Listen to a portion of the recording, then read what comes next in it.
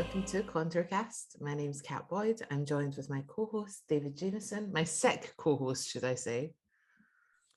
Yeah, I've got the COVID finally Finally. after years. I do feel a bit unfashionable though. I should be coming to you with monkeypox. That's the big one now. I'm like one of those kids who's still playing with pogs when everyone had moved on to yo-yos or fucking football stickers or whatever it was. For that tragic kid in class, he was always kind of like one fad behind. Oh, I've still managed to avoid the COVID. No monkeypox either. No monkeypox, no COVID, plenty of other medical conditions, but none of the most fashionable ones. What are your symptoms? Are you brain dead? I think that's the biggest one. I've got a cough. It's much like a cold, but if there's a difference, it's like the brain fog for me anyway is quite intense. I'm having some pretty surreal dreams, that kind of thing. It's like temperature. I love a fever dream. I get a real thrill out of it. Like even when you wake up and it's been a really dark one, zombie apocalypse, nuclear holocaust, the vibe. I don't know, it feels like free cinema. Yeah, no, it is a bit Twin Peaks, a fever dream. So people walking backwards and so on. And speaking of free cinema, I went to see the Elvis film. Right. So tell me about this, because I have to say I've been to the cinema a couple of times in the last few weeks and I've seen the ad. Yeah. And I've been kind of unconvinced by it. I've been looking at it thinking this is a strange angle to come at it from. So what is the setup of the film? So it's told, like, the narration is driven by like Elvis's manager, Colonel Tom Parker, who, like, it was uncovered in the 90s that he was involved in basically ripping Elvis off. So he is the narrator, which I think is an unusual starting point. But I genuinely think it works. I mean, I will say it's been a long time since I enjoyed any type of Baz Luhrmann film. Like I haven't seen any of the recent. I hated Great Gatsby, and I love Scott Fitzgerald. Like, and I love The Great Gatsby, and I love like that part of American culture. But yeah, I didn't like that. I haven't seen Australia.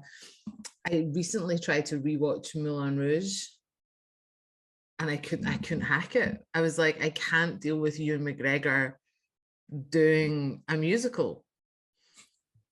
I don't think I've seen any of these films.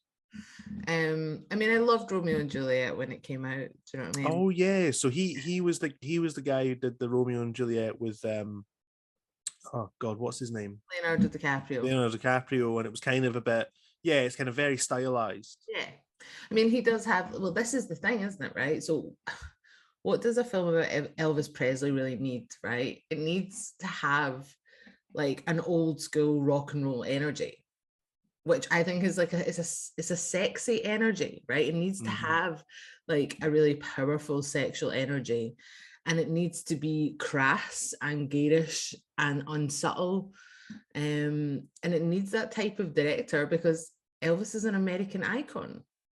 Do you know what I mean? He never left the US as a touring artist, synonymous with pop culture. Like, he's there with Marilyn Monroe. So like having a director that isn't afraid to be like grotesquely camp, I think was perfect. Like the casting of Austin Butler, which I believe Priscilla Presley had final say on. Like, so when they were actually casting Elvis, she was like basically had a yes or no to it. So have there been a lot of Presley biopics, or is this quite unusual? No, there are a few. So there's two like made for TVs. And then there's like people doing Elvis bits in films. Yeah. So there's like the bit in, it's like there's a bit of like kind of homage to Elvis and like True Romance with Val Kilmer. There's Bubba Hotep, there's Elvis versus Nixon. Like, by the way, full disclosure, like my mum is a bit of an Elvis fanatic, right? Mm. And I took her to see it, and I was quite nervous about it because, like, do you know what I mean, hardcore Elvis fans they're a type. Mm. So I was like, I was nervous about it, but Austin Butler he's so well cast because he has this rock and roll energy. He's really hot and he can dance and he does his own vocals. So you're kind of like, you get sucked in, but obviously then the direction of the film is quite disgusting and vulgar. But that's what American pop culture is. It's vulgar and it should be in this film. There's a little bit of, what would call it?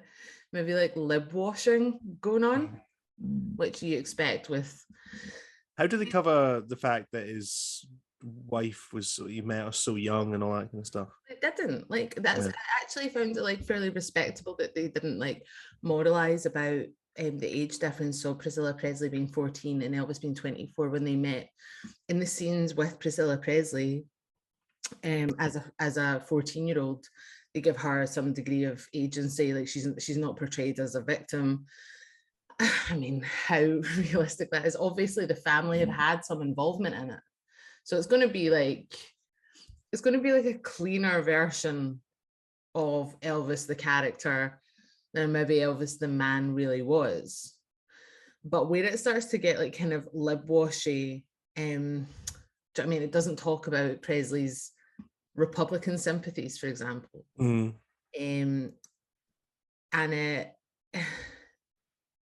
Is he portrayed very much as, because what I got from the adverts was, and of course it's true of him, that he's one of these figures who really helped to create youth culture and the kind of sexualization of like a public youth culture. Yeah. This is the thing that's being forgotten about Elvis Presley, right?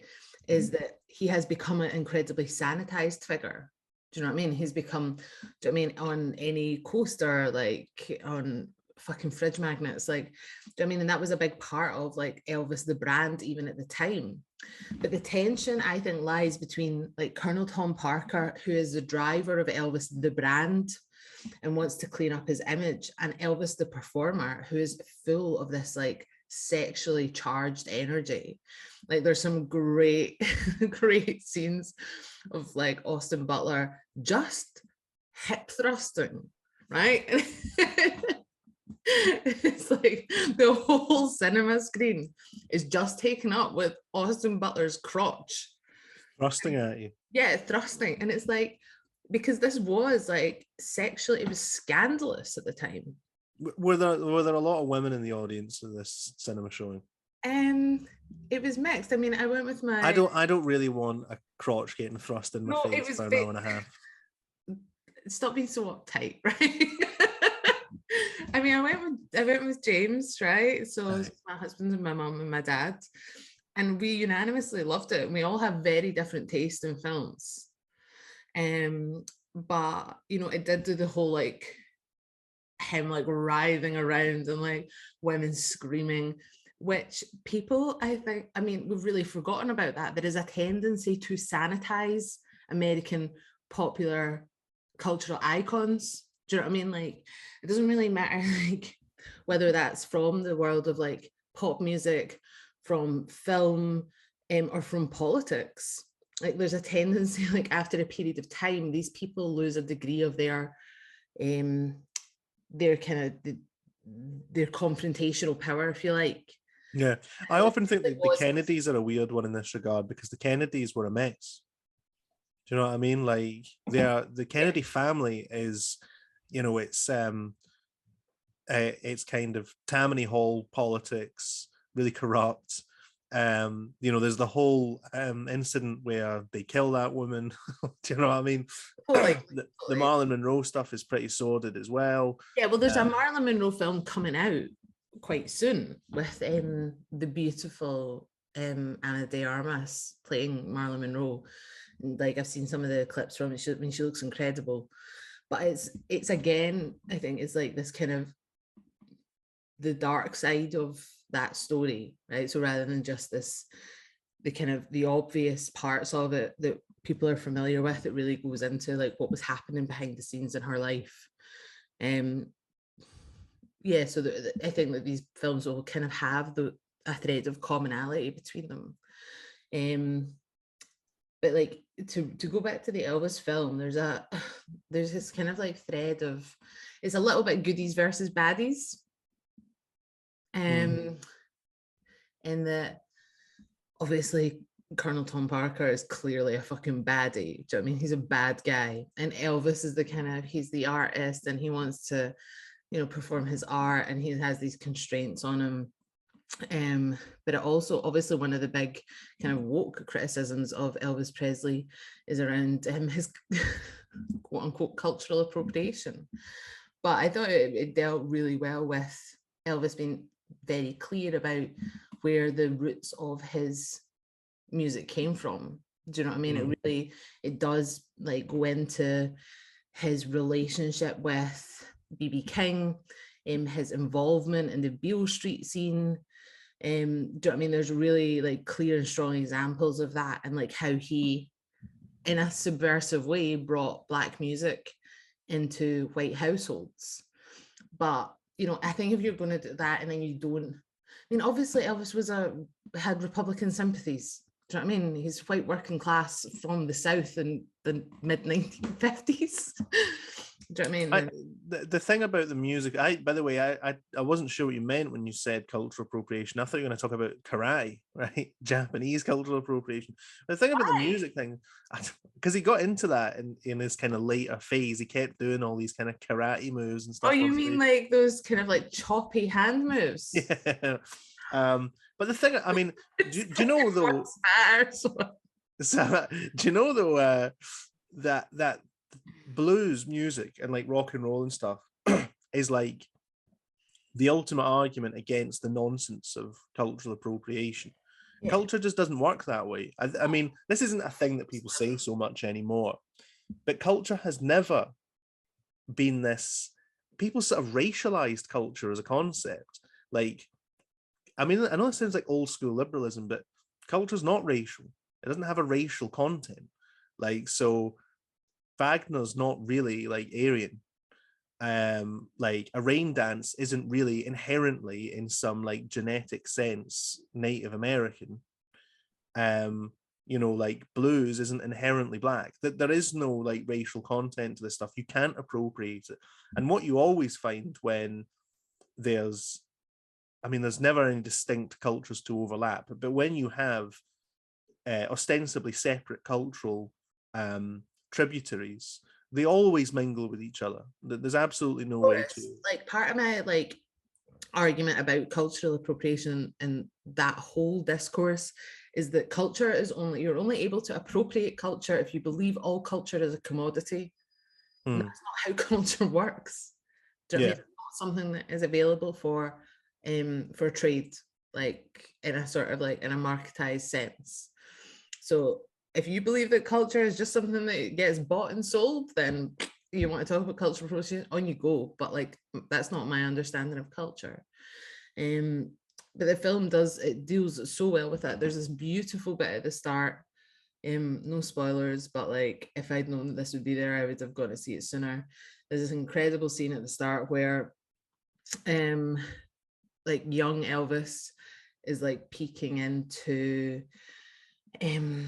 like a kind of a shack, so it would be like a kind of a blues hut, and it's like kind of very sweaty, and there's like sexy dancing, and there's like someone playing the blues, and it's just this kind of very hot southern atmosphere in this little blues hut.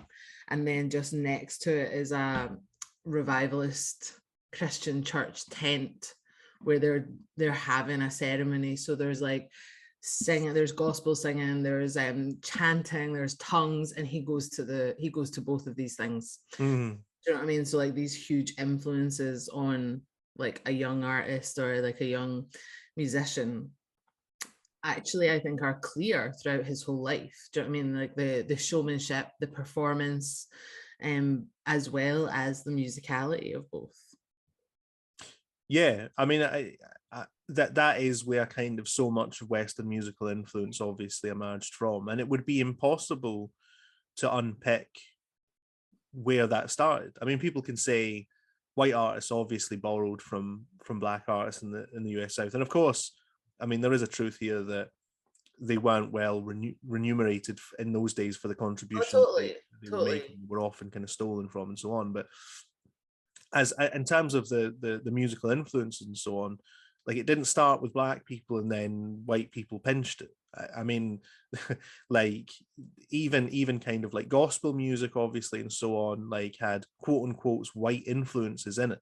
Like, the influences here are completely intertwined from the moment that the processes of colonization and bringing slaves to the Americas and so on began, and probably before then, these sort of cultural influences were already intermingling. So I just tend to think that's a bit of a no, it does, and it does touch on like some of those like complicated aspects about, you know, obviously Elvis Presley becomes the star, and there are other big rock and roll artists, like and blues artists on Beale Street that don't, who are black, and you know he's signed to a label because he is white and he sounds black.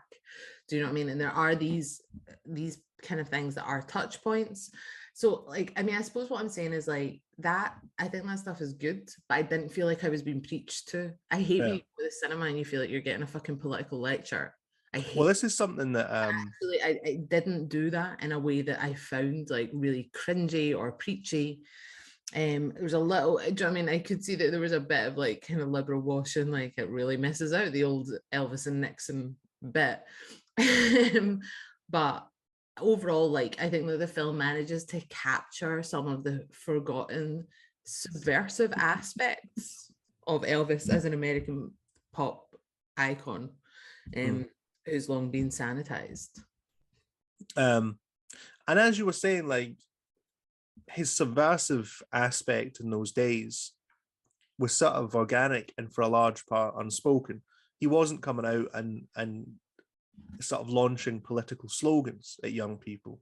He was simply disrupting the kind of cultural norms, which is something our generation and younger constantly want to do, but it never works out that way. And partly that's because of like hyper politicization.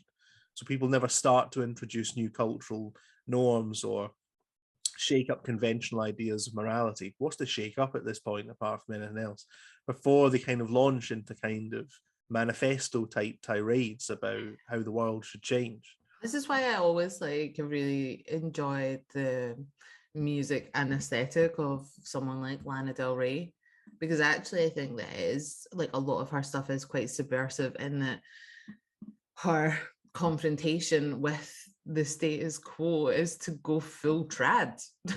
Do you know what I mean? Like there's like in those early records, there's no liberation. It's all like that old-fashioned 1960s dreamy pop, like I love this man, he doesn't love me back, and I'm really sad about it. There's no girl boss. Do you know what I mean? There's no girl boss in that story. Yeah, and that would be conservative were it not for the fact that the girl boss thing is fake. You know what I mean? Like, so, but it reminded me of something James, your hubby, said to me about, because I also went to go and see, speaking of trad life, Top Gun. We both, I went to go and see Top Gun for my birthday. To be honest, I only went because there was nothing else on, right? And when I say nothing, I mean the option was that or fucking Jurassic Park 10. I've seen both of these. Shut up. Jurassic Park must be fucking shit. I will, honest to God, watch anything that has Jeff Goldblum in it. Oh, okay, right. I'm sort of like, I know, it's embarrassing, but I love him so much. But Top Gun is so dumb. Like on one level, you're watching thinking, you know everything that's about to happen. Like it's absolutely ridden with cliches. But what James was saying about it was, I think the reason people are, and it's kind of universally acclaimed, right? The reason that people like it so much is that it feels so liberating to be away from the kind of the judgment of politics, the lens of politics, the lens of sort of hyper politicization of culture. Here is something which is totally dunderheaded, right? There's nothing kind of venal or nasty about it in its kind of militarism, right? Which is, I mean, which is not kind of, you can't really take that away from it. But at the same time, it's at such a level of like fantasy land, Team America, right? So kind of glossy in 80s that it's just totally unreal. And Yeah. you know what I mean? You're not watching that getting angry about like America and Vietnam or Iraq or whatever, because it's too fantastical, too stupid, too playground. You don't even know who the baddies are in Top Gun. Yeah. Is it the Russians? Is it the Muslims? Who fucking knows? Nobody knows. They're purely a foil. They're purely a function. It's just to like drive these. It's just to drive all the stunts. Yeah, all the stunts, all the archetypal kind of characters, and so on. Tom Cruise is one of these actors who just like, I mean, he's so naff, right, and so ridiculous, and yet you can't help but kind of feel some of that kind of like boyish charm off him, even though he's now like 55 or something. By the way, I've never seen one of his latter films where he doesn't get his top off at one point, and I'm sure it's in the contract. It must be. He spends half the film with his top off, right? And he is in remarkable shape. I mean, he must work out hours every day, right? But I love it that he's so old, right? But there's a scene in it where, if you've seen the first Top Gun, you'll know there's a famous kind of like homoerotic beach ball scene. Well, in this, they're playing like American football on the beach, and he's battering them, even though he's twice their age. It's hilarious. It's hilarious that like he must write that in. It always reminds me of how like Mel Gibson, you know, I'm a fan of Mel Gibson films. In every Mel Gibson film, there's a scene where he's like praying in front of a priest, and he's obviously written it in to every single film. There's a condition where he must be seen to prostrate himself before the cross in every single film. And Tom Cruise's version of that is, the people have got to see my pecs. You know what I mean? People need to see my fucking washboard stomach in every single film. There's a film he's in, it's one of those Jack Reacher ones. One of these ones you're watching on Netflix because you're sort of brain dead at the end of the day. And there's a scene where he's in the middle of a conversation. He takes his t-shirt off, puts another t-shirt on. There's no point whatsoever. It has nothing to do with the story. It's purely because it's in the contract. So yeah, that was my. I loved Top Gun. I thought it was great. I was really reluctant to go see it. I was like, this is piss. Like, I don't want to see it. Like, I was reluctant. I was sort of like, I like to go to the cinema on my birthday, but I was sort of like, for all that people are saying this is fun, I mean, it's just going to be ridiculous, and it is so naff. Yeah, I was really reluctant. I was really pissy about it, the same way I was about Dune. And then about 20 minutes into it, I was like, I'm having a really good time. And you know everything that's going to happen. Like, but you just love to see it happen. And I'm not like, I mean, it's not challenging me. I'm not like getting annoyed about anything. I was just like, yeah, this is good. This is like, it really taps into a sort of an element of nostalgia that was very comfortable. Mm-hmm, mm-hmm. So that's the culture review. Go see Elvis and tell us what you think of it. What else has been happening since we've not been podding? I mean, back. Sorry? Class politics is back, or class politics briefly back. Briefly, with the rail strike. Yeah. And I don't know. I mean, I feel like a lot that could be said about the rail strike has been said. How refreshing it was to. There's another podcast on our Patreon that you should all be subscribing to, by the way, where James says that, you know, after all this stuff about like diversifying, centering voices, you know what I mean? Like, we need all these, we need a sort of ultra diverse, you know, like left and all this kind of stuff. In the end, what people really wanted was a big baldy trade union guy Not just a baldy trade union guy, a baldy Brexiteer. A big baldy Brexiteer guy who would just talk about bread and butter issues. That's what people really want at the end of the day. As we've discussed, no matter how people protest, what they really want is daddy. They don't want diversity. They don't want diverse voices. They want one voice. But this is, do you know what I mean? Like, I do think that there's truth in this. Like, I think people want a degree of fucking leadership.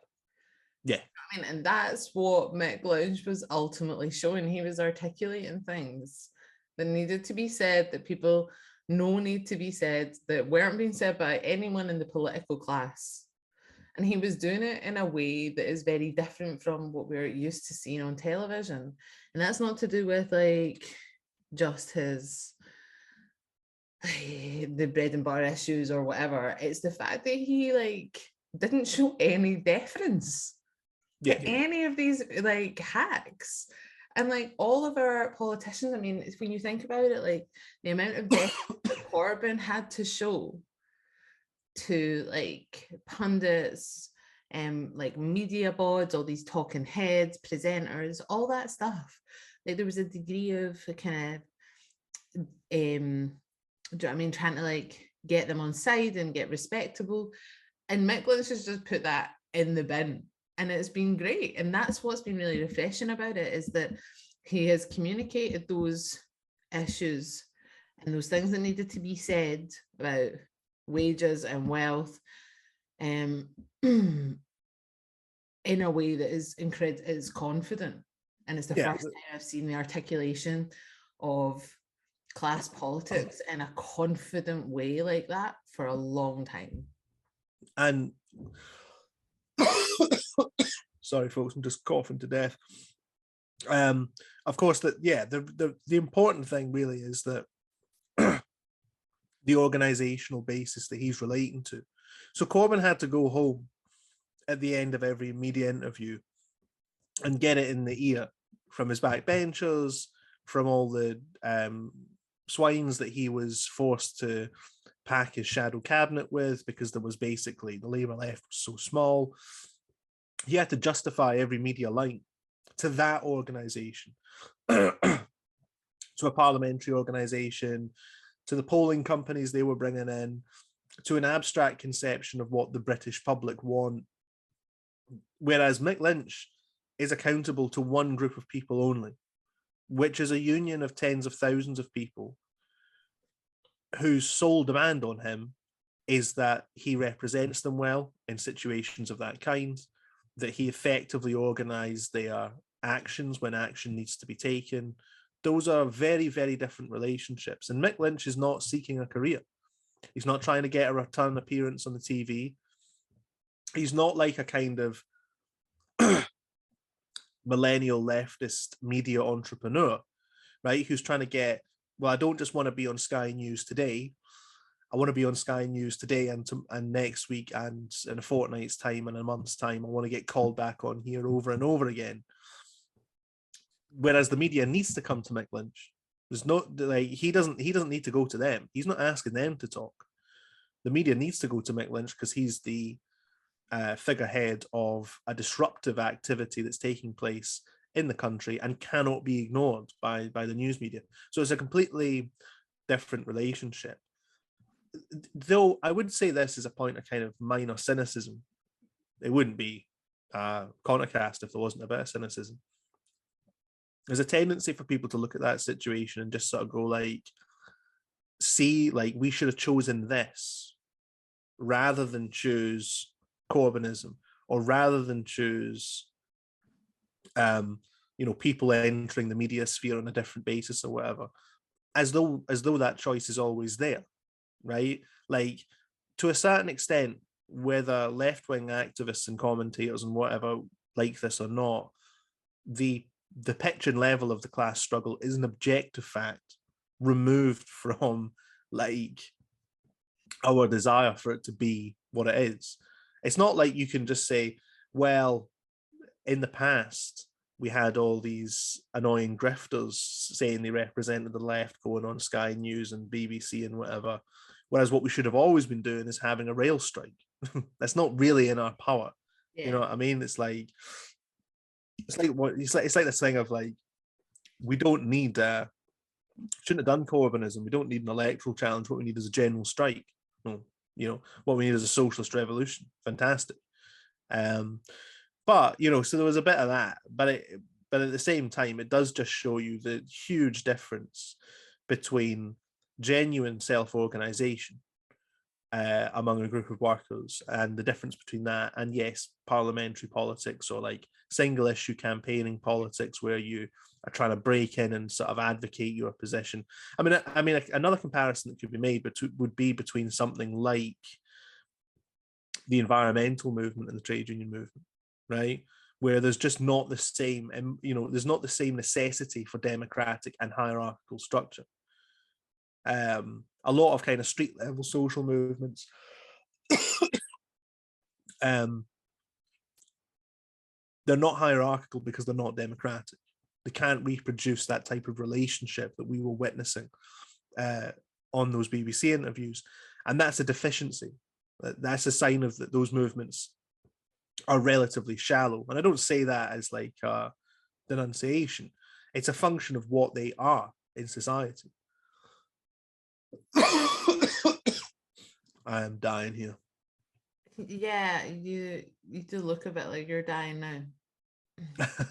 I mean, it's not just and it's not just been Mick Lynch's performance. There's been other representatives of the trade union movement, of the RMT, on our mainstream media recently. Like, I think I saw Eddie Dempsey absolutely slicing apart a Liberal Democrat for suggesting bringing in the army to break strikes. And we've long been a fan of Eddie Dempsey on this pod.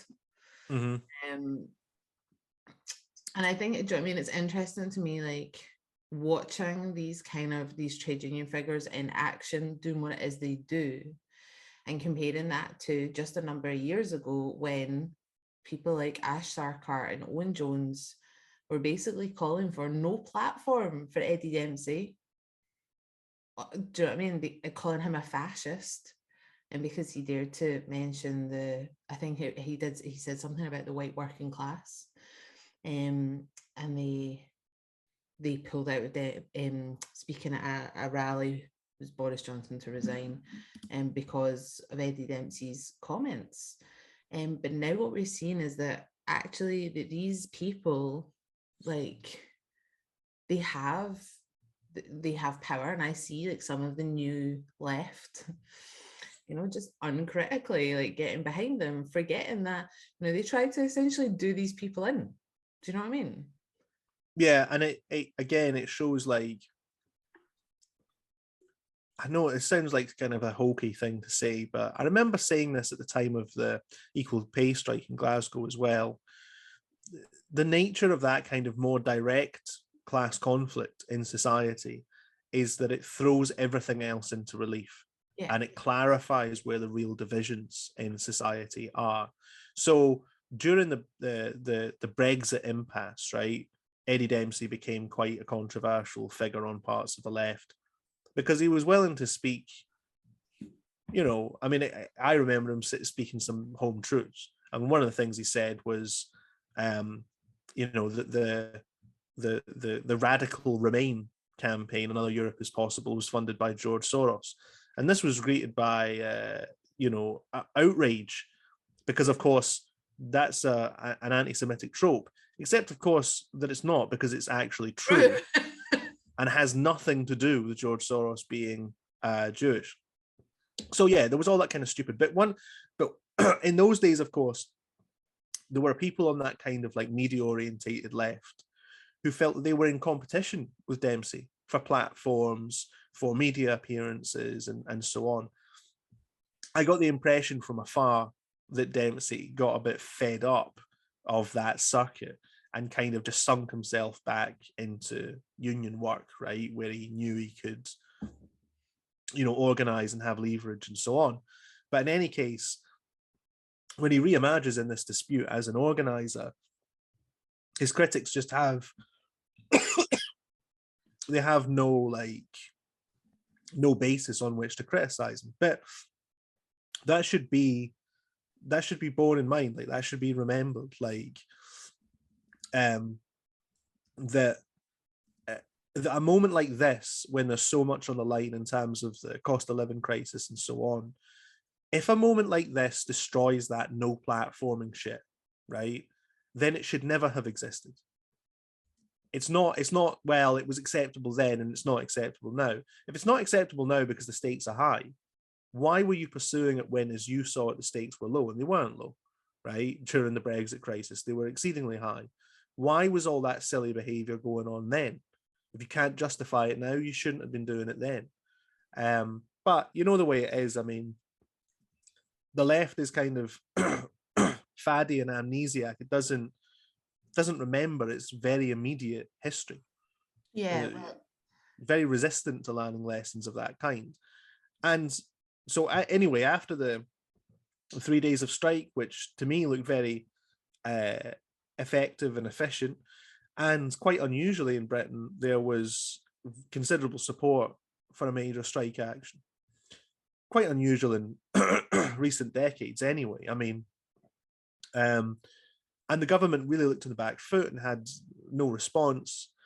And so that was, I think, a breath of fresh air, and it should be remembered, like the galvanizing power that has, the clarifying power that has on a much wider basis, even than just the strike, which is commendable just on its own terms in terms of what it was trying to achieve. And then I kind of felt like we kind of slouched back into the traditional rhythms. Of course. I mean, I just wanted to say, like, part of the reason that I'm bringing up the old Sarkar, Owen Jones, no platform, Eddie Dempsey bit is because this to me highlights like a fundamental problem that's existed in the left for a number of years now. And it's where people on the left have no sense of perspective when it comes to a bigger project. No place for agency when you are showing some degree of, like, I don't know, when you have a degree of platform. So what I mean by that is, like, what I'm interested in people like asking this question to people like Owen Jones, etc., not just him on his own, like, it's not a personal thing, it's a political thing. Like, where do you best see your agency? What is your project to build class power? Like, how do you see yourself with the platform that you have fitting into the bigger picture? And I think it became really clear in the last few weeks that, as you say, that for some people, they see that their place is just to be a commentator. Do you know what I mean? Is to be a pundit. And what that means is that you will blow in the wind. Like, you're not ideologically anchored, and you're not anchored within a working class movement. Whereas someone like Dempsey, his project is to go back into union activity with an intensity. Do you know what I mean? Which anchors you, and like, you actually build power to this point of, like, you make an intervention, you bring class politics right into the front stage, like center stage rather, of British mainstream political agenda, in a way that's not happened for a long time, is much more useful than any number of fucking books like about the establishment or whatever. Not to say that books aren't important, like, I'm not saying that, but like, I think that these questions of, like, where do you see your agency best placed, like, where do you go, what's your project, and how do you like remain anchored to a working class movement, and what are you like able to do to like help people experience their own agency? Do you know what I mean? Like, part of my project is about building a left big enough to contain people who have different views on some of the broader social and cultural questions politically. Do you know what I mean? I think there has to be a degree of unity on things like material conditions, economics, and so on, but that you have to be able to build a left broad enough that when it comes to social and cultural issues that people have a difference of opinion on, that your organization isn't just going to crumble. Well, I mean, this is what I was saying about clarification, right? So imagine this scenario, and I say imagine it. It's true, right? There were big mobilizations down to picket lines across Britain on the third day, I think, of the strike on the Saturday, including in Glasgow and others in Scotland. Now, the people, trade unionists, just unattached activists from various parties, mostly from no party, who went down to those picket lines. Did they agree on GRA reform? No, they didn't. Exactly. Did they agree on the status of sex work? No, they did not. Would they even necessarily have agreed on questions like immigration? I doubt it. Would they agreed on the European Union? No. Would they have agreed on Scottish independence? Certainly not. And I could go on and on and on, right, along that list. A challenge to people, and by the way, that's not to say that any of those issues isn't individually important. The European Union, for example, right, the RMT would never turn away support from people who didn't agree with the RMT's position on the European Union. But I'm sure that their activists would also assert that that debate about the European Union is important to class politics. It's important to the future of class politics, and I would agree. So it's not a question of like, oh, well, discussion is abolished and all these questions as soon as there is, or none of these questions matter as soon as there is a class-based kind of fight, right? But you know how I'm reminded that a trade union leader in Britain, the leader of the UCU, a couple of years ago said that anyone who believed in class first and the other issues were secondary didn't belong in the union, right? It's crazy. So barmy. It's so barmy. So ridiculous, right? Well, at the end of the day, like, I mean, obviously I reject theories of class reductionism, right? Like that's not really what I'm talking about now. I don't think class reductionism exists. That's not even a thing, right? It's just a term that gets chucked out there, right? Because people are too lazy to actually argue your point. Is that, of course, like class has primacy because that's where power comes from. So it has to be the central point of unity. It's not to say that those other issues are not important and they don't have some connection to class, power, and agency. You can see that with the fucking Brexit referendum. The weird thing about it does come first when you're trying to build working class power.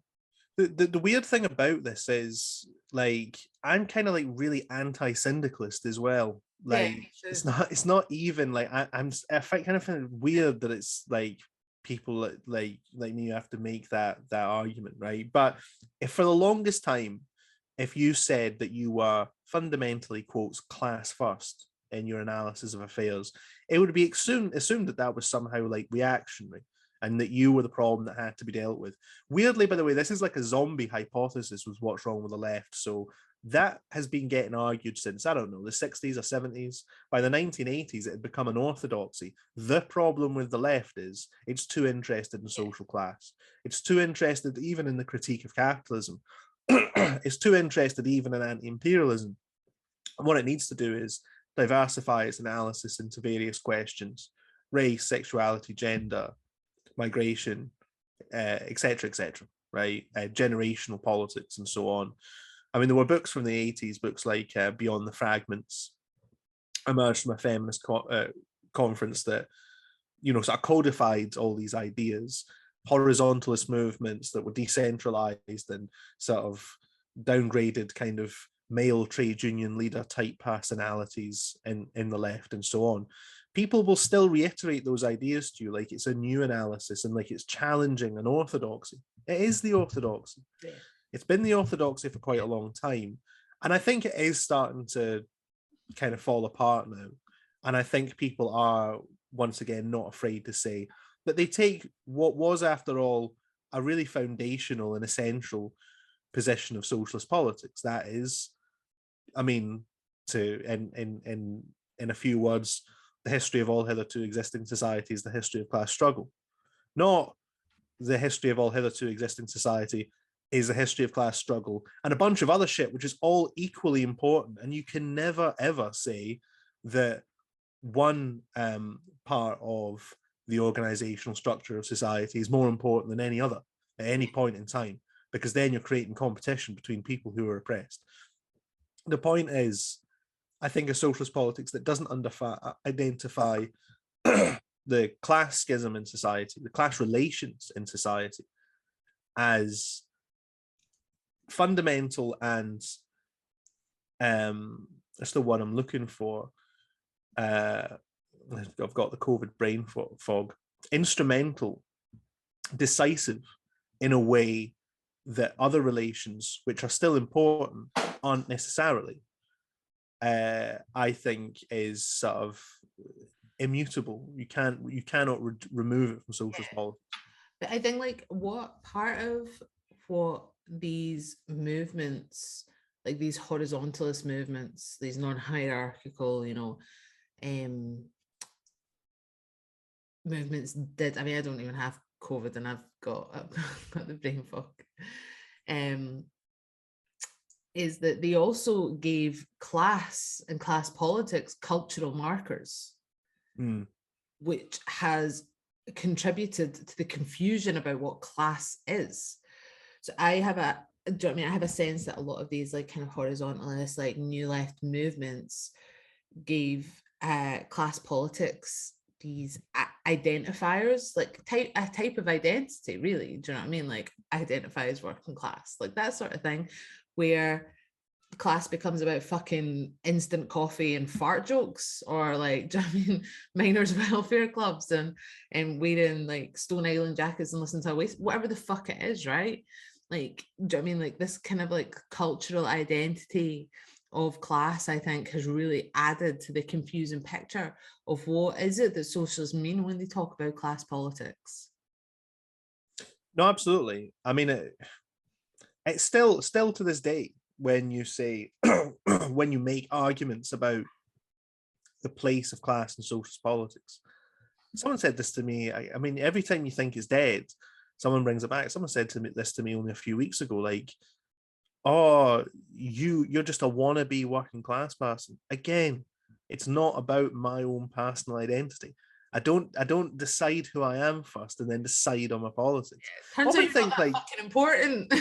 I just don't think I'm that important. Like, imagine Karl Marx like arrived in this situation of like this hyper personalization of politics, and every single time he turned up at like a workers' meeting or something, someone said, "Oh, Karl Marx, you're always talking about the working class. However, you are very typically a member of like the middle class intelligentsia.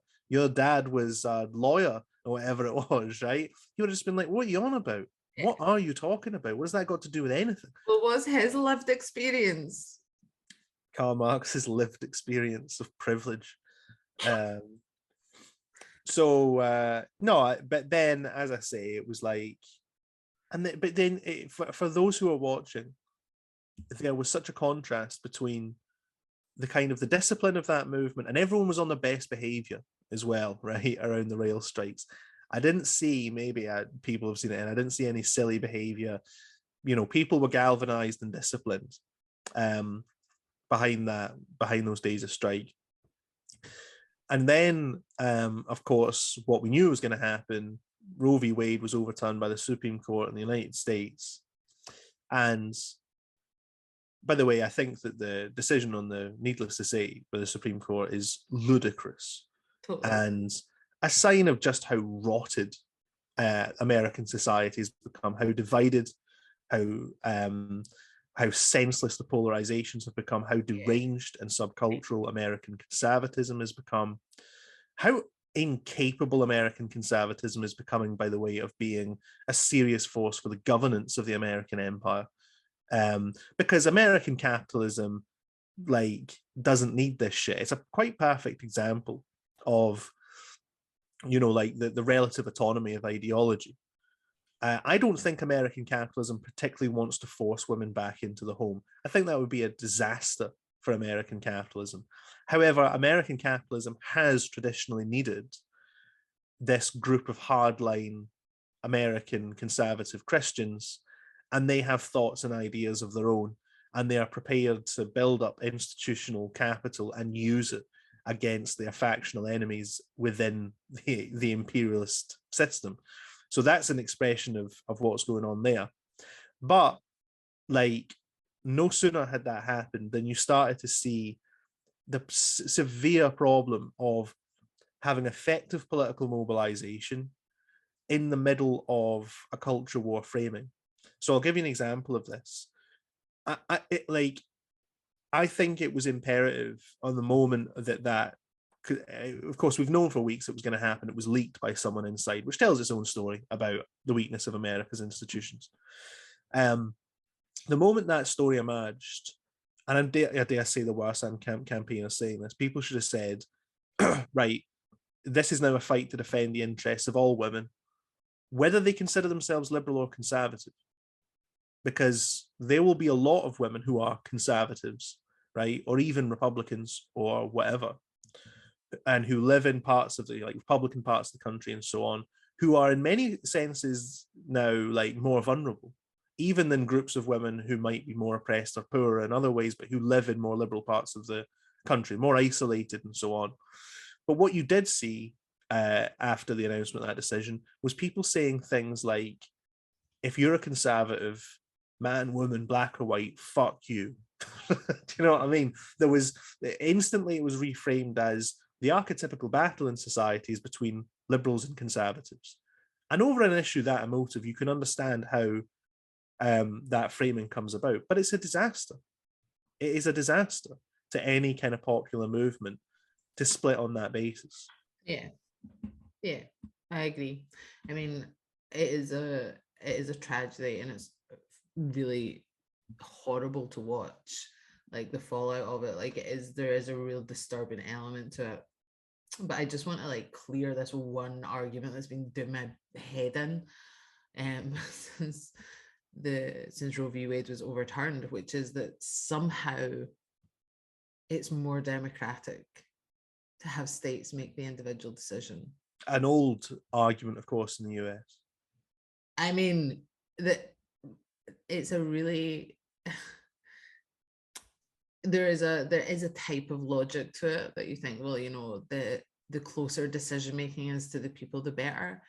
But let's be honest, the vast majority of opinion polls show that people support Roe v. Wade as a judgment. They support upholding it. So overturning it is fundamentally undemocratic. And decisions like that, it should exist at a national level, because the nation state matters. Do you know what I mean? The nation state matters, that's where people identify with, where decisions are made, where power is held. So it should be held there. Do you know what I mean? And this idea that, it's more democratic because it would be done at a state level. This is US politics we're talking about. Do you know what I mean? It's not some abstract experiment in local decision making. I mean, it's clearly undemocratic. But it does also, for me, tap into something, which is why you can't rely on legal institutions to resolve political questions, because it is a question about politics and a question about liberty, right? And they can't be, you can't just legislate on those things. There will have to be a political solution to that, and it means building up that majoritarian politics, whether someone is a white Republican man, if they support a woman's right to choose, which a lot of them do, then you have to be able to bring them into a big tent. I agree with that. I also think this is, see, this thing about I watched kind of Tucker Carlson's take on this, and it is those traditional kind of conservative talking points of these people don't care about the Constitution at all. The Constitution mandates the separation of powers. The Supreme Court should never be passing political judgments. I think it's a reminder, by the way, that socialists shouldn't respect liberal ideas about how the state is composed. Fuck the separation of powers, the supremacy of law in the system and all this kind of stuff. There's nothing inherently that progressive about all that stuff. But yeah, so I mean, all that's going on. I mean, it looks ludicrous from where we're sitting, and like I say, I think it's a register of the serious problems, internal problems that the US now has. And one of the things that is repulsive about it is this is obvious civilizational regression, right? Like, this is a very obvious sign of something that's become quite apparent, which is, if anyone believed in sort of Barack Obama's Whig version of history, the arc of history is long. We're getting there. I mean, he's probably still got a documentary up in the BBC iPlayer where he's given the most softball interview you've ever seen. It's like 2 hours long, and he just keeps saying, look, I know at times are hard. I know Trump is scary, but remember, even though there are short-term setbacks, we keep moving forward. They go low, we go high. We keep going. Well, that's not the motion of history. Like, this Whig history thing is not the motion. The United States is clearly a society in a state of regression. And it's been in regression, I'd argue, for quite a long time. In fact, I would say that the period that we call the end of history, the sort of 30 years since the fall of the Berlin Wall, is in general terms a period of historic regression. Societies have generally become less democratic in that time, generally less equal, and these are key indicators of civilizational decline. The United States, I think, is going to have a serious hard time holding on to its hegemony in the next 100 years. Internally divided, facing increasing kind of polarization in the world system. Sort of the peak of the unipolar moment is over, and these two things are very much interacting with each other. All that said, I can't stand the kind of importation of American cultural themes across the world. Like, the thing that kind of annoys me about it to an extent is the United States is a unique and quite interesting phenomenon, right? Like, it deserves an individuated study of its own phenomenology, which is quite distinct from what's going on everywhere else in the West. The US is a huge outlier, right? It is an advanced industrial to post-industrial capitalist state. It's the wealthiest state in the world, controlling much of the world's trade, financial transactions, military operations, and so on. And yet it is one of the most religious societies on the earth. Yep. That alone makes it extremely unusual. Second only to like Iran.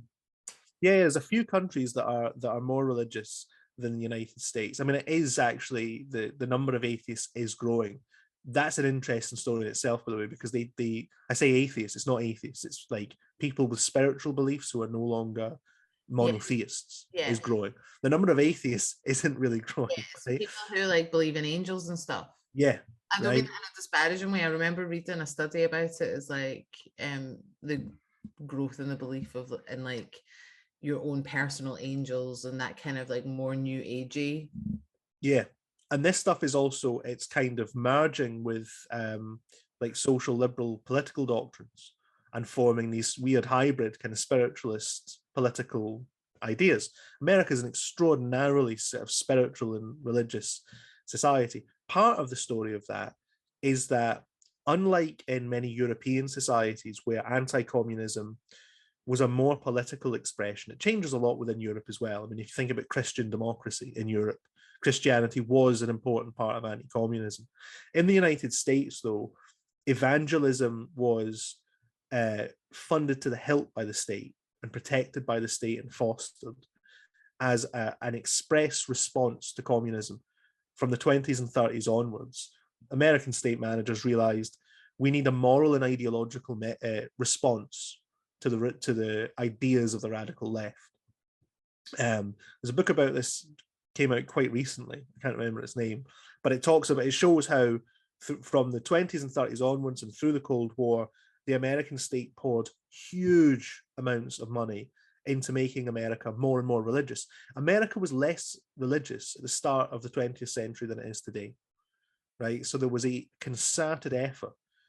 There's much more to say about religion than that, because it's never just this imposition against society. It involves real relations in society.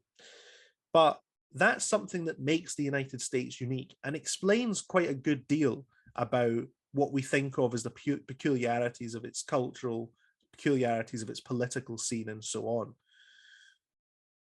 Britain is nothing like this, right? Its institutions, its ideology, its sense of public morality is about as radically different from the United States as from any other country in the world today. I think it's partly because the United States is still like the biggest exporter of like cultural products that we consume on a daily basis. Is a part of the Anglophone world.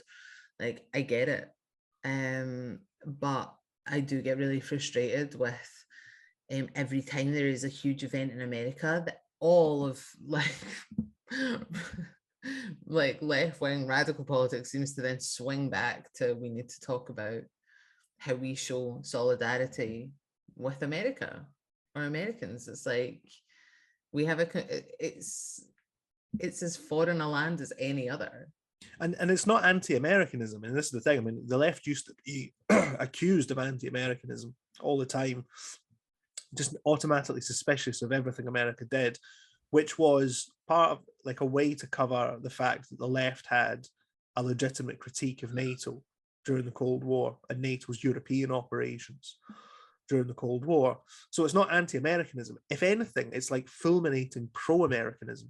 This is the strange kind of direction of this politics on the left. We're so invested culturally and morally in Americanism that we feel this desire to kind of like take sides on the basis of every American culture war, decide what type of American we are, right? And invariably, everyone outside of the US doesn't decide that they're like a Southern Baptist, right? That'd be quite interesting, actually, if there were some people who decided they were like all these crazed Southern evangelicals getting snake bites and so on.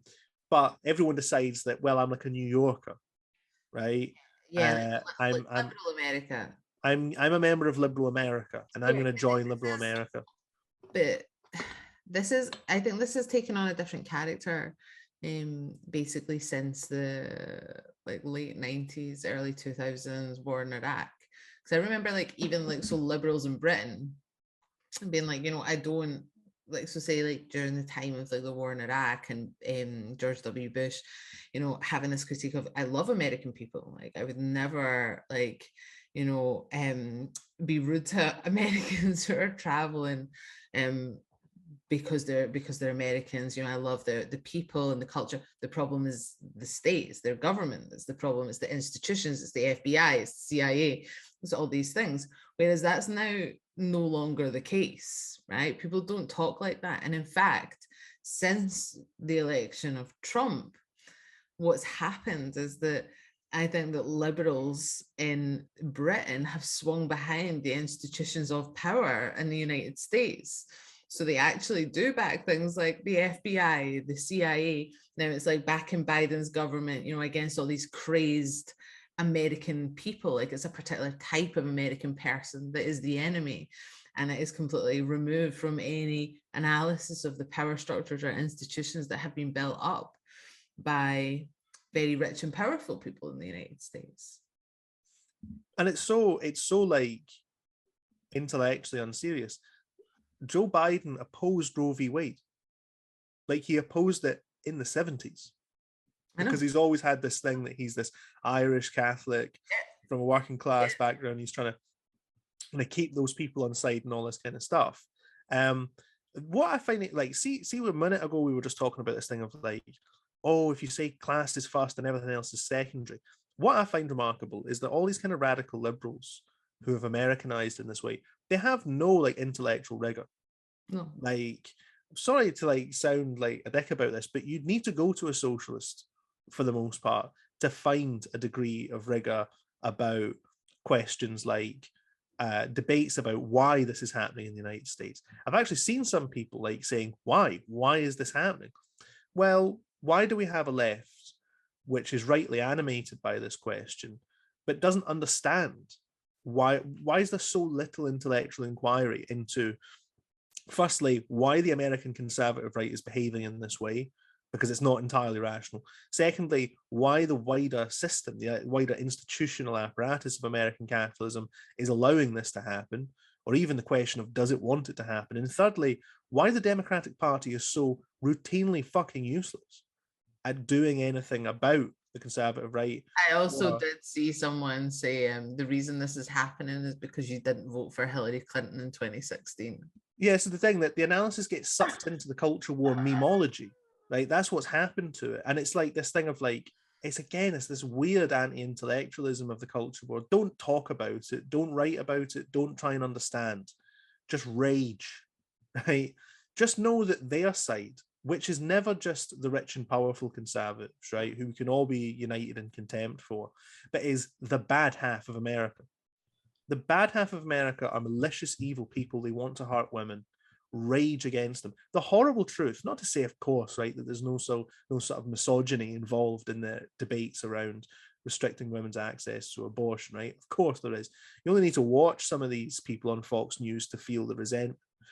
But conservatism of that kind, of this kind of foamy religious type, like I say, it's there because it provides people with a moral critique of modern society that they feel can repair the problems of modern society. Conservatism is a response to capitalism.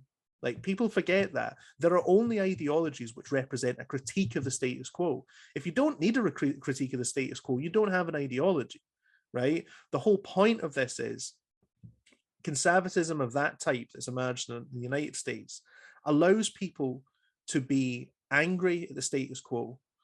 It allows them to have a moral critique of the status quo. That it's that thing about heart in a heartless world, Marx famously called religion the soul of soulless conditions. It allows you to say modern society is extremely destructive of human beings, of human relationships, right? Which it is, and arrive at a conclusion that fundamentally allows you to keep that the main power centers and the centers of capital accumulation and the state and so on intact, but still critique the general kind of moral decay of that social order. In that sense, like, conservatism of a type that exists in America but doesn't really exist here is the mirror image of something like social democracy. They're both attempts to critique and ameliorate the situation in society in ways that keep the fundamental structure of society intact. I don't think that there's an awareness of that aspect of like reactionary politics. I think the attitude is just they hate us and are trying to destroy us. That's why you always get this stuff about they hate all women, like they want to just like destroy women completely, and we hate them, and let battle be joined, right, in some sort of like Götterdämmerung struggle to the end. And that the fundamental division in society is therefore between the left and the right, between social conservatism and social liberalism. That's not an intellectually useful or involved understanding of how ideology operates in society. I agree. I could talk about this all day, but we do have one last item to cover before we finish, and we've got about 15 minutes to do a whirlwind of well, all you need to know is it's time. That's it. Get your jacket. It's time. Nicola Sturgeon says it's time. She's fired the starting gun, which is an Uzi, by the way. The starting gun's on full automatic. The starting gun has been on full automatic since 2016. For 6 years, she's loaded clip after clip into that Uzi and pumped round after round into the air. And the Uzi is now red hot and melted. But finally, we are in an independence campaign. What I will say is we do actually have a separate pod out on this, on Contour, don't we? Yeah. No, we do, and it is free to the public, though that shouldn't stop you from signing up to our Patreon. So I would recommend people listen to that. I mean, I had a real blast from the past yesterday, where I tweeted something about the so-called upcoming so-called referendum. Yeah. Got fucking hundreds of dogs abuse from that. So it was like a real trip down memory lane. Yeah. And I was like, oh wait, no, that is partly the purpose of this, is to like discipline the movement. Yeah. into like, so even like the detractors, like people like Craig Murray who've been really critical of like Sturgis' position, are like, okay, well, let's get on with the campaign. I mean, and it serves to discipline people into like, this is happening and we need to win it, right? It's not going to happen. No, Like, it's not going to happen on that date, right? That is my firm belief. I think that it's obvious that the SNP have used the possibility of an imminent referendum to consolidate their own power, the power of the establishment, and the status quo in Scotland, basically for the last 10 years. Like, I don't see any evidence that now says that there is a game changer moment, or like there's this real shift in their approach. Like, that's just not happening. No, and I mean, to update people in case people have missed this, Nicola Sturgeon announced to the Parliament that she wanted a referendum on the 19th of October. She was submitting that plan to the Supreme Court. Sorry? 2023. 2023. So that's 16 months from now or something like that. She said she would submit that to the Supreme Court because there were already plans for other people to do that. So she's sort of said, I'll get out of the way, I'll submit it to the Supreme Court. Everyone is expecting the Supreme Court to say no, in which case she says, well, if we can't get a legal referendum by 19th October 2023, then we'll go into what we assume at this point will be a 2024 general election. Looking for a mandate. Oh, the fucking mandate! The mandate is back. We're going to secure the mandate through an independence-only campaign. Now, first of all, I mean, there's loads of people going around saying, like, posting that date everywhere. Well, did she not kind of tell us yesterday that she doesn't expect it to happen? So I would kind of say that she's not officially ditched 2023, but she's all but officially ditched it. And yet there's loads of people going around saying it's going to be 2023. What I find absolutely fucking hilarious about this, by the way, is the way it happened. So this isn't a statement by Nicola Sturgeon as leader of the SNP. This is a statement by Nicola Sturgeon, who's leader of a coalition government with the Greens. The major pillar of her new policy on independence is that in 2024, everyone has to vote for the SNP. And we found out that the Greens didn't know this. They had not read the paper, they're not allowed to. So they found out right then and there in the Parliament chamber that the Greens' position is that in 2024, everyone should just vote for the SNP. They weren't asked about it, they didn't know about it. They found out when you and I found out about it. They found out when I was full of COVID, watching BBC 24, and I heard the words, at which point, that'll be a de facto referendum, vote for the SNP. It's okay because they don't know what de facto means. Lorna Slater was later interviewed and she was just like, yeah, I don't know what de facto means. So in a sense, what it means is that you are getting shafted by the SNP, left, right, and centre, man. And then all this stuff with rent controls. Oh, see, watching it, I'm like, this is hell. Like, I can't even look at the car crash that is the Greens coalition. The Greens at this point are just a permanent like meat puppet for the SNP. And in the last few weeks, what they're against free school meals. They're against universal free school meals in case kids from private schools get them, which is just a really old argument against universal stuff. They're against the rent freeze, and they're insisting that this has to wait until 2025, by which point inflation will have evicted thousands and thousands of tenants from across the country. Other stuff that they've opposed, the National Energy Company that they used to support. They used to care a great deal about NATO, but they went very quiet about that, particularly after Ukraine. Yeah, like Ross Greer did continue to do the anti-NATO stuff, didn't he? Yeah, but he's sort of rhetorically very attached to the Kurdish stuff, right? Which is something he's kept up over the years. I just feel like it's worthwhile, like, actually giving people credit where it's due, right? Yeah. But I think that's fair enough, though I would still say it's... It's I would still say it's a deeply contradictory position to be like course, pro-Kurds and anti-NATO, but not to take that fight, as it were, to the Scottish government. But there you go. So yeah, on 100 different issues now, the Greens have just rolled over entirely. And what do they get in return for it? They're not even told that their policy is now to vote for the SNP in a general election. They didn't even get to hear about that. But do you know, in a way, like with the Greens, it kind of doesn't matter.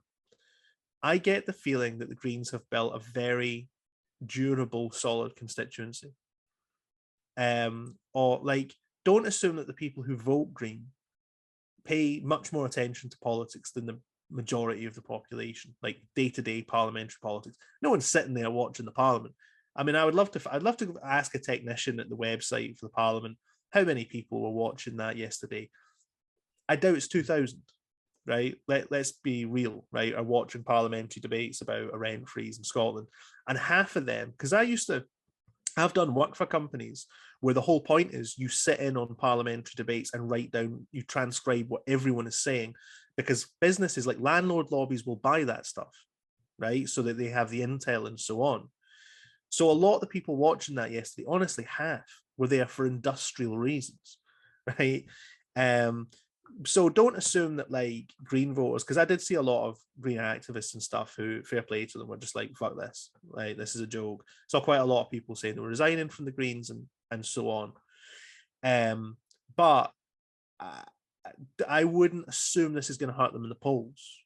Do you know what I mean? And in much the same way as the SNP have done lots of stuff that should have hurt them in the polls, and it hasn't. That's not necessarily like how this works. But the thing with the Greens is like it goes back to like what is the relationship to a working class base? The answer is none. So Like quite that's not a personal slight on people who are socialists who are in the Greens. It is a historical fact that the Green Party does not have any type of historical or political relationship with the organized working class, right? That's just the way it goes. So when things like this happen, there is no way, there's no mechanism by which that they can be held to account in a particular way. Exactly. And like, you know, they voted for 30,000 job cuts and pay cuts for 500,000 workers, but how many of those people actually vote Green? So we'll see, right? But the upshot of this, as you say, is I assume now we are heading for a general election in which there will be a tremendous dragooning behind the SNP. Yeah. They didn't, I mean, John Swinney at first appeared on the BBC and said, we just need to win a majority of seats, which was the old SNP policy back in the day before the gradualist won out fully.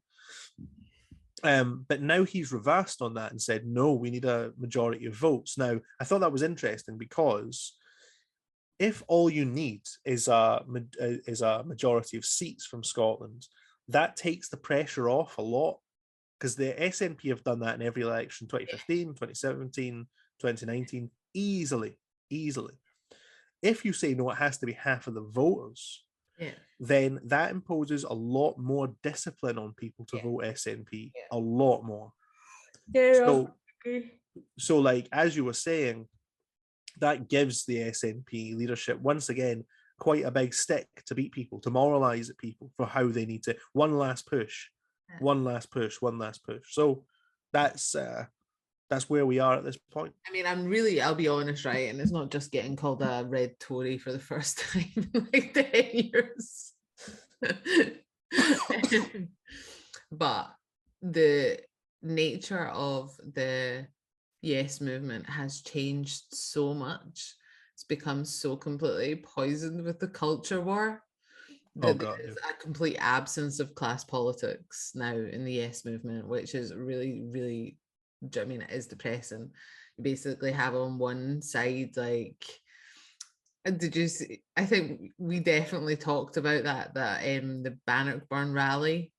Oh yeah. It was like the guy dressed up as Robert the Bruce, and there was all that like solidarity, Scottish resistance side of the Yes movement, and then there's the kind of like professional managerial class side of the Yes movement that tells the other one to stop doing hairy arse nationalist things Yeah. like that, like stop referencing do you know what I mean? And it's like these are the two halves of the Yes movement, and it's like there's no class politics here. There's that stat that our comrade Pete Remand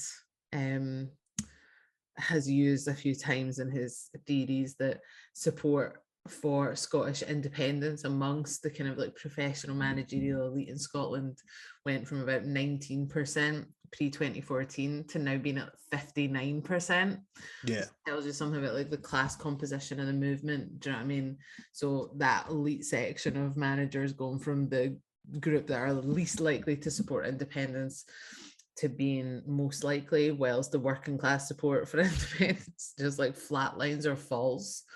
I think really is testimony to the fact that the SNP have presided over such a terrible failure in their domestic record, Yeah. really every front, but also the fact that the movement has been broadly left leaderless for such a long time. Do you know what I mean? Like all of that pre-2014 pro-independence, anti-establishment energy has now become establishment. Mm-hmm. Yeah.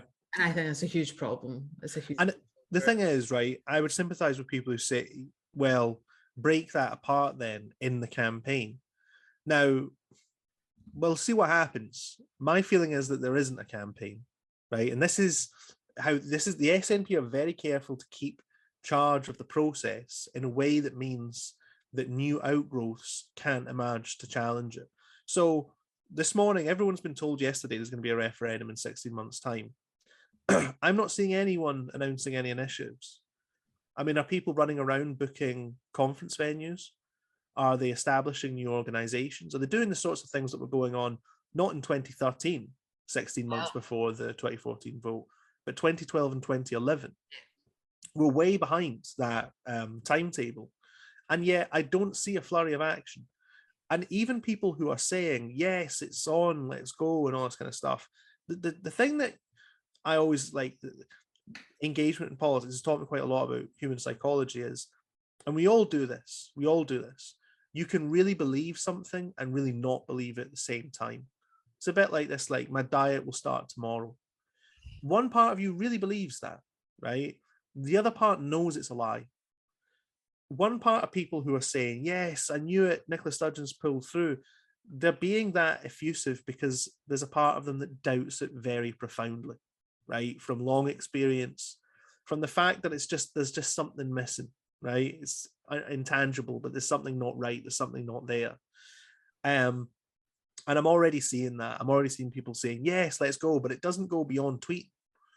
You know what I mean? Now, there will be some initiatives at some point, I've no doubt, but I reckon it will be relatively controlled and stage managed. And besides that, I won't make more predictions. Let's watch and see. But I think we need to kind of canny on the issue. To be honest, I don't think there's much to be gained by assuming the good faith of the SNP leadership at this point. This is